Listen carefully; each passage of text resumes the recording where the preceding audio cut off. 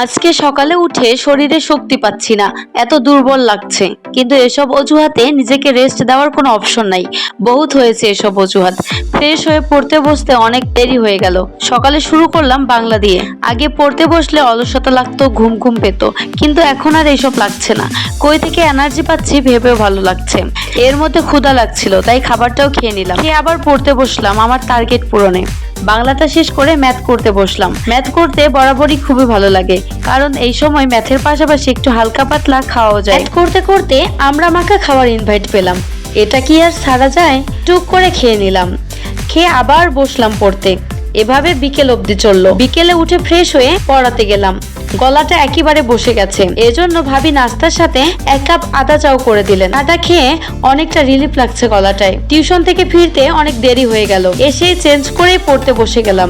প্রথমে আন্তর্জাতিকটা ধরলাম, এর জন্য ফোনে কিছুক্ষণ ক্লাসও করে নিলাম। ক্লাসের ফাঁকে ফাঁকে নোটও করে নিলাম। এরপর আন্তর্জাতিক শেষ করে বাংলাদেশ বিষয়াবলী শুরু করলাম। পড়া শেষ করতে করতে 12:30 বেজে গেছে। আজকে টার্গেট কমপ্লিট।